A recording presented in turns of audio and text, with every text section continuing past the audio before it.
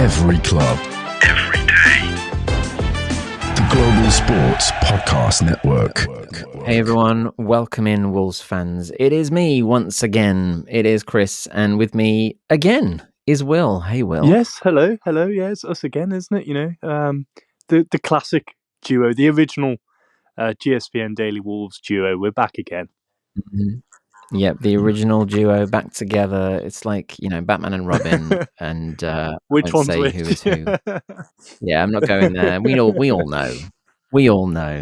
Given that I was the original, but let's not go down that tangent. But yeah, welcome in everyone as you listen to this. Well, as it's going out on Wednesday morning, it's now Tuesday evening, Tuesday the 11th of Feb as we record. Mm-hmm.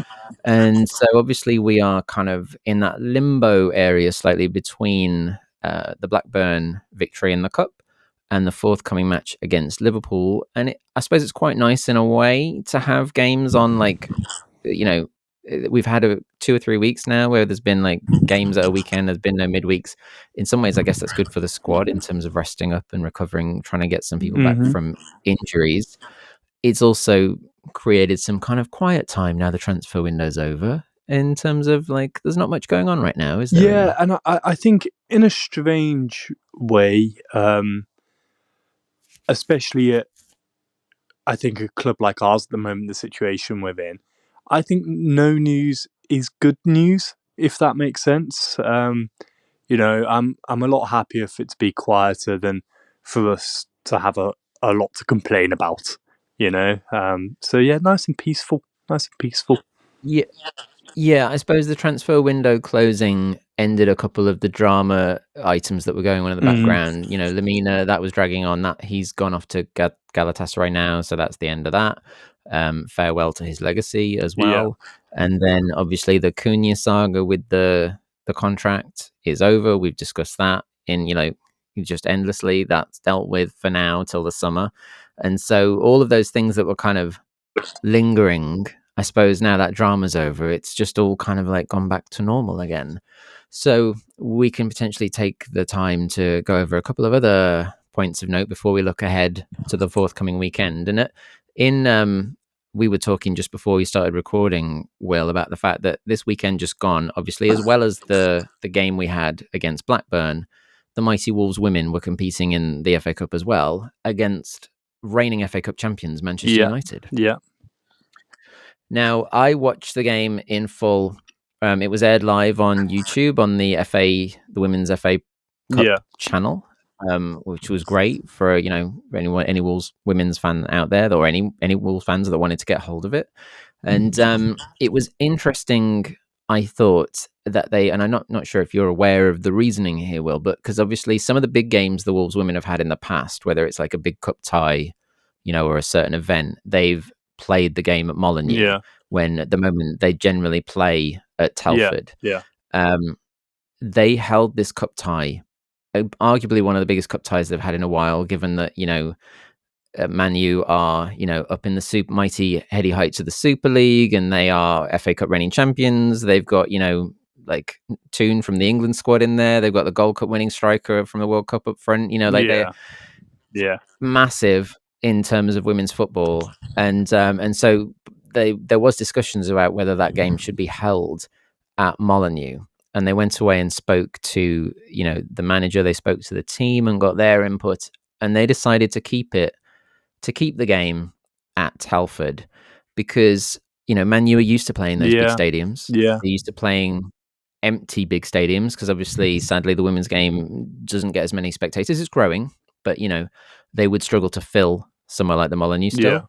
And also the women's team are used to playing, you know, in their home ground at Telford week in, week out. So for both their routine and to kind of make it feel more full and, you know, exciting, I guess, for a more packed crowd to kind of be a bit more intimidating, and also the smaller arena, just bring Man U into that experience a bit more. They decided to keep it there, and you know, regardless of the result, which we'll get onto in a moment, I actually think that was a really nice idea. Were you aware of any of that, Will? I know you don't necessarily follow it as closely. No, yeah, well, I'm aware that it was at Telford, as you said. I did think, you know, you just mentioned then about some of the, well, bigger games that they play take place at Molineux, you often see it advertised there when there's a men's game on during the Saturday 3:00 sort of thing.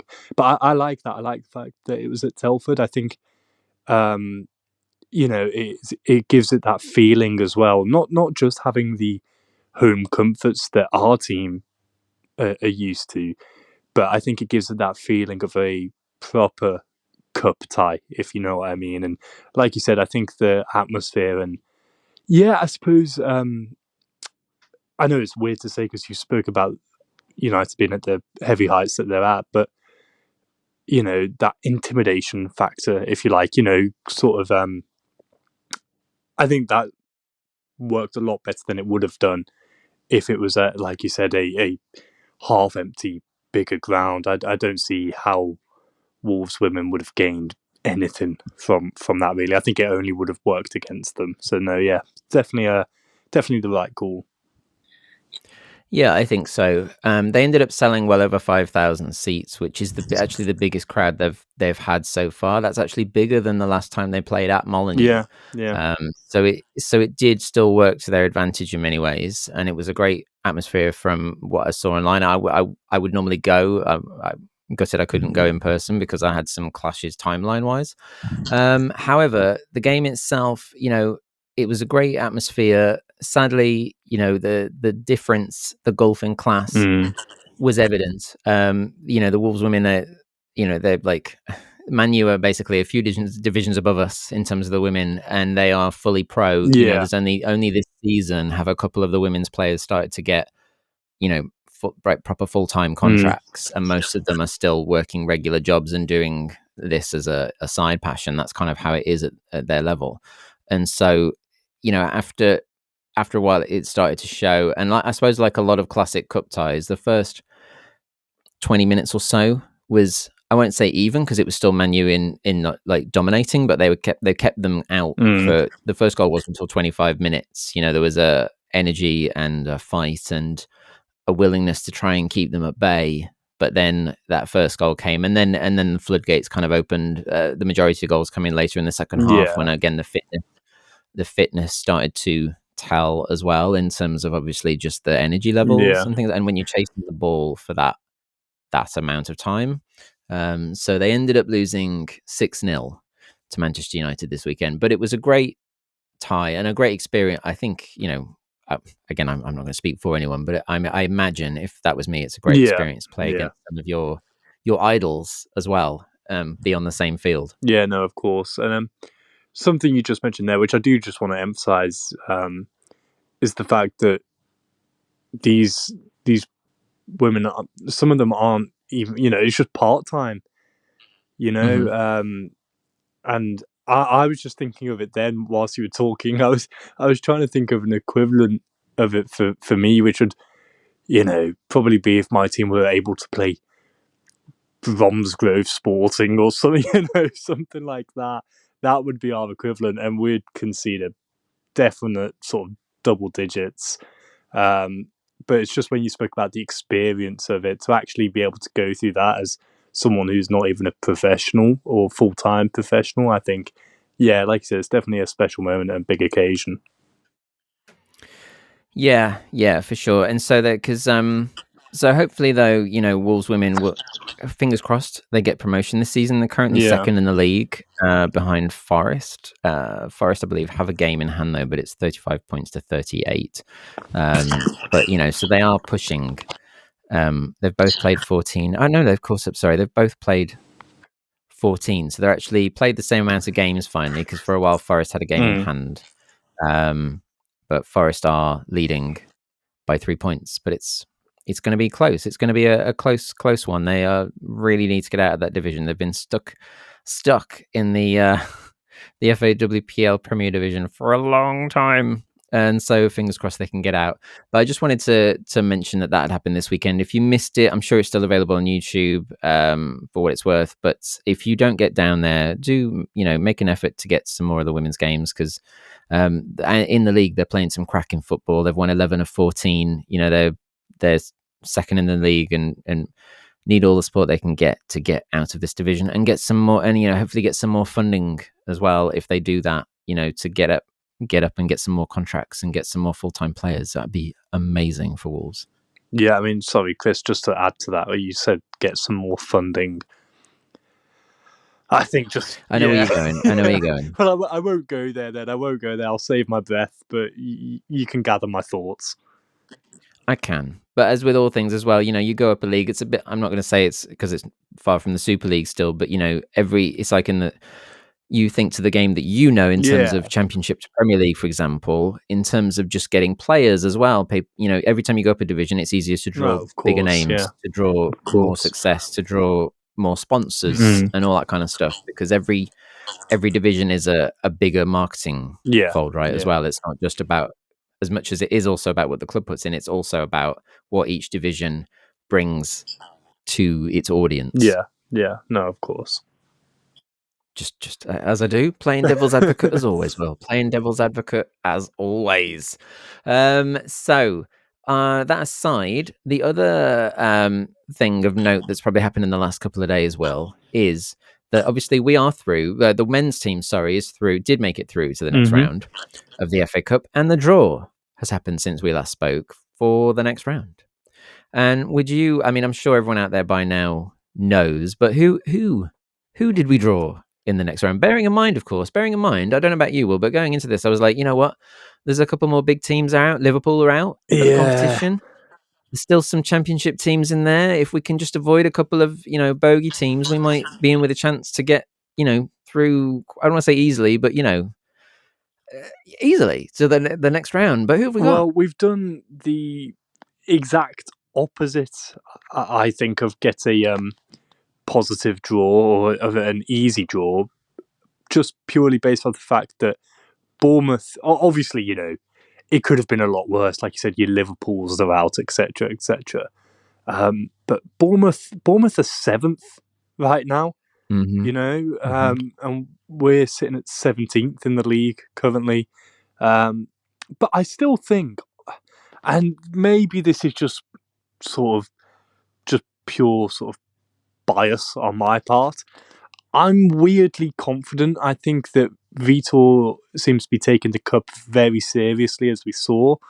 And, again, I'm going to say it, on paper, we can beat them relatively comfortably. I know that's not the way it's gone this season, but the cup's always different. You've got the magic of the cup, Chris. So, yeah, it could have been worse. It could have been a lot better, though, especially given I was at work on Monday and, speaking about the cup draw going on later that evening. And as you know, Chris, I mean, my dad and family and people I know go to, Wolves home and away games. And I just knew, I said, I was looking at the teams that were still in. Bearing in mind, obviously travelling from the Midlands, I thought, like, Newcastle are still in, Brighton, Bournemouth, I said it's going to be one of those teams away. And lo and behold, it was. So I think there's a lot of fans who think, that's just typical. But yeah, like I said, I'm kind of indifferent about it. I don't know about yourself, but I think, it could have been worse. That's for sure. Yeah, I think it's a little bit gutting. Not only is it Bournemouth, that it's away. It's a long trip to the coast for anyone that's going to make it. It can be a pain. And also, I do feel that sometimes Bournemouth, not only they're flying and they have, I mean, by their, is it cruel to say by their standards? But no, maybe they are. They're having standards, Chris. Yeah. Okay, they're having a very good season, and even with some injuries and stuff, they're still having a good season. And on top of that, they've already beaten us this season as well once. So obviously we've still got to play them again in the league as well. That's something I was going to mention. Sorry, the league game. I don't know if you know. I'm pretty sure that the FA Cup fixture is going to be played the first weekend of March, and then we're away to them in the league literally the following Saturday. So those fans are going to have to make that trip that you've just sold so delightfully to them there. They're going to have to make it twice in a matter of 7 days. It's going to be like that it's going to be like a couple of years ago when we played Brentford in the cup. Yes, and we played them, and we ended up with a. Did we end up with a replay at some point? I feel like we played them, or did we have a? Was it there was some season? reason I feel like we played them like 4 to 6 times in the space of about a month. It seemed like all we did was play Brentford. But if I remember correctly, in a really short space of time. If I remember correctly, we won quite a few of those times, didn't we? We did. Yeah. But it was more the fact that we just literally, it was like, who are we playing this week? Brentford. Yeah. Who are we playing this week? Brentford. Yeah. It was always Brentford. It was really bizarre. So that's going to happen again with Bournemouth. I mean, there is the possibility that also, as well as our hopefully improved form, which I'm going to hope we continue to do, is that if they are still around, 7th come that time, that they might be thinking, actually, we could push for Europe of course. here. Do we rest some people in the cup to, focus on the league form? As much as we're battling relegation, they've also they're not necessarily just mid-table like they sometimes are. They're actually on the brink of something. Yeah, no, 100%. And I'll be honest, that's why I was so surprised by Pereira's selection against Blackburn, because you just mentioned we're both in sort of positions where you should be focusing on the league, really. I don't like to say that because, the things we'd all do to see Wolves win an FA Cup. But, there's a lot more at stake for both clubs. Unfortunately for us, we're at the opposite end of that. But I do think that could well play a big factor if we are able to sort of build up a little bit of a gap between us and the bottom 3 by that point. Or even if we're not able to do so, it still looks as though Vital's up for the cup. So, yeah, I know what you mean. But, fingers crossed. Yeah, it has. I do wonder, I mean, it may be different by then, depending on, the fixture. I can't talk properly. What our results are in the coming games leading up to that, and where we are in the league at that point. Yeah. Whether we've pulled clear at all, or whether we're sucked back in. Because I feel like this fixture, the first fixture he had in the cup, was almost a case of like, okay, I just want to get us winning, and I don't. Yeah. This is like, I think it was only his like second game or something. It wasn't very far in. And then on top of that, this last cup game, he's had a week either side of it. It was a very odd one. Yeah. I mean, almost 7 days either side of the fixture. So he could almost afford to play that a full strength side, because there's a huge period of rest either side. So he had that luxury. Whereas the next one, if there's fixtures shuffled around and end up close to it, and we are still on the border of the relegation battle, then be interesting to see. Yeah. Interesting to see how that goes. No, it's a fair point. But I will take this moment, Will, to remind everyone, of course, the thing I always have to do is to say that here at the Global Sports Podcast Network, we did spend a lot of time selecting our delivery platform, and Zencastr came out the clear winner with 4K video recording from your phone and AI editing that automatically removes all those ums and ahs. It's super easy to start a podcast that sounds great and is delivered efficiently. If you're ready to tell your story, check out the link in the show description to learn more about Zencastr. So, Will, besides the cup draw, against Bournemouth, which, woohoo, so excited. So excited. Honestly, that name came out the hat and I was like, oh my gosh. I know we've said that, but genuinely there was such a feeling of disappointment of all the possibilities. I was kind of hoping we get like Millwall or someone, it's a bit as much as I hate Millwall. Wasn't it? Just, oh well, but fingers crossed. What is ahead of us? Anything else ahead of us? The next game, of course, is Liverpool. Yeah. No, that's it. Very much all hands on deck for that now. And obviously, we just mentioned that they're I wouldn't say they're in a bad run of form, but they have just lost in the FA Cup, so that might be a bit of a dampener. I do fear that could work against us. However, I just sort of think, I'd love to see Mohamed Salah try and get down the right-hand side when he's got Ait Nouri and Totti Gomez to deal with. I'm sorry, Mo, but I can't see it happening. I thought you were going to say when he's got Rodrigo Gomez and Totti to deal with, because for me, he's been the sharper of the two. The reason I say Aït-Nouri there's been a few times we've faced Liverpool, and each time we've played them and he's had to come up against Salah, he's risen to the occasion every single time. I think we've spoken about it before, but there was the classic time, I think it was under Lage, when he had to come off injured with about 10, 15 minutes to go, and Kijana Hoover, I think I said that correctly, came on and effectively gave Liverpool a goal, and sort of undid all of Aït-Nouri's hard work, which I think I remember it well. It just emphasised how well Aït-Nouri had done, I think, in what was, I think, his only his second season with us at that point as well. So I weirdly, again, I think we're in with a chance, and I don't know what's gone on, Chris, the past few weeks, but I've just felt more optimistic about things. I don't know what that is. I have to say, there's firstly on your note, I think Aït-Nouri is much better in the wing back position when he's got Totti behind him. Yes, in the five, because pound for pound individually, if we look at performances this season, even though he hasn't had as many of them, I think defensively Rodrigo Gomez has actually been a bit sharper than Aït-Nouri. However, whenever Totti has been in the lineup, Aït-Nouri has looked more solid because they experience together. They have more of an understanding. They just seem to click. And when he knows he's got Totti behind him, that adds that bit more security. It just makes Aït-Nouri seem to be a bit more confident in what he's doing as well. And maybe the communication's better. I don't know. But in answer to your other point about just generally seems to be some improvement there the last couple of weeks, I've got the answer for you. Is it the fact that Totti Gomez has been back playing?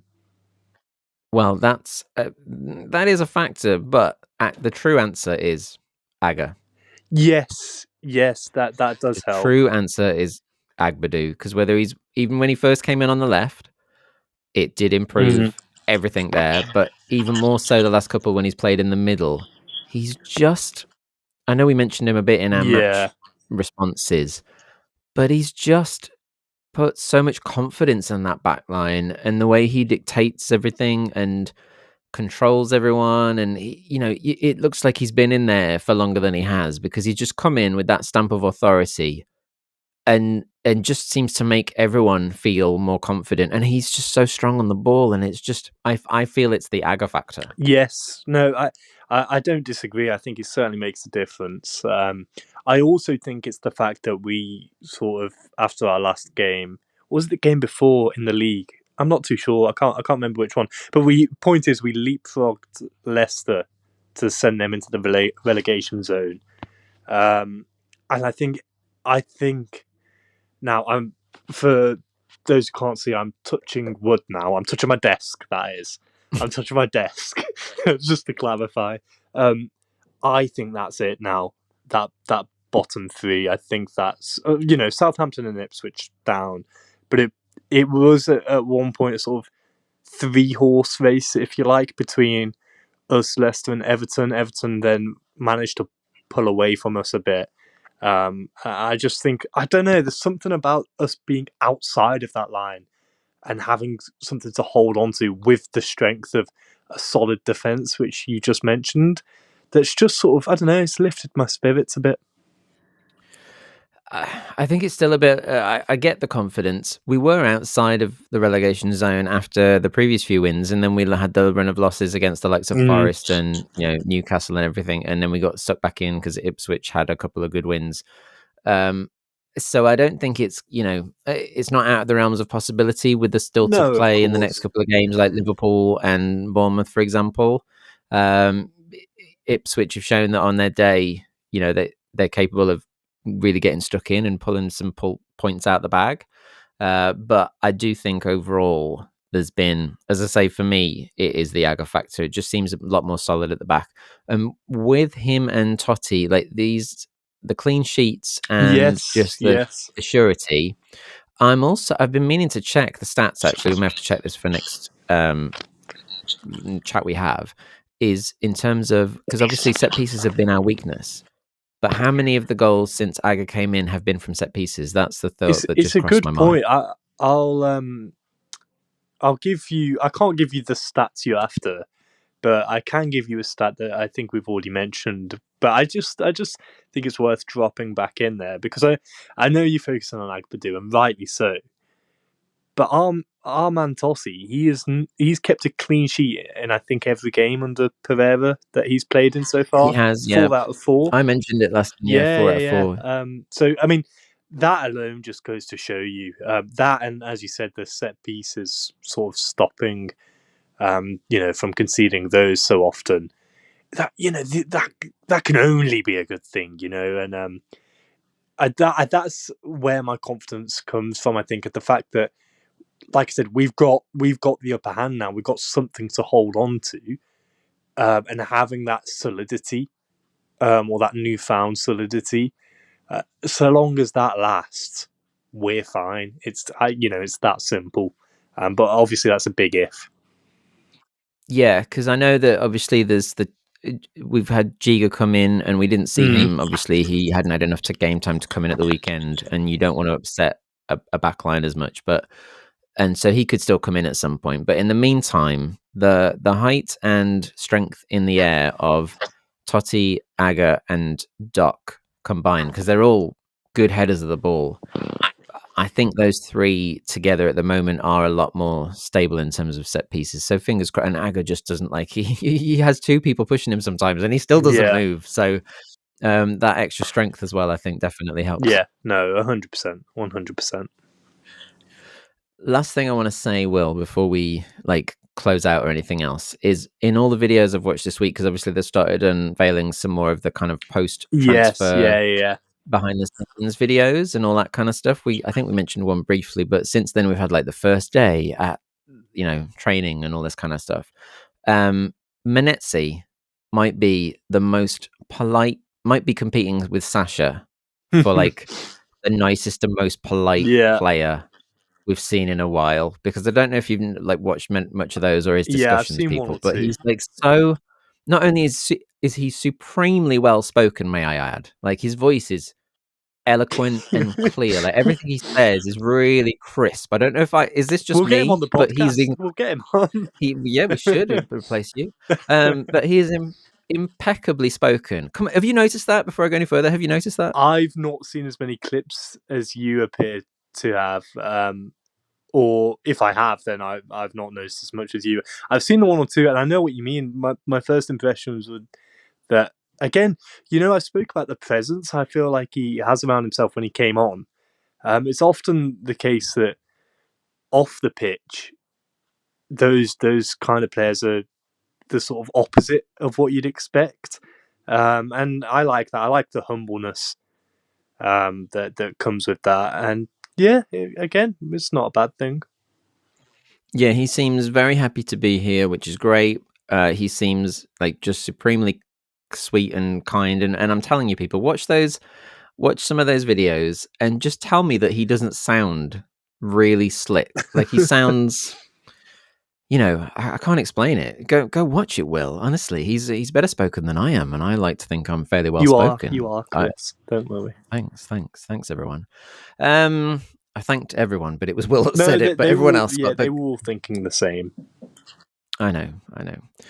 But there you go, peeps. So not a huge day news-wise. Is there anything else you wanted to touch on, Will? Not apart from the wood that I've been touching since I said that we're going to be okay and stay up.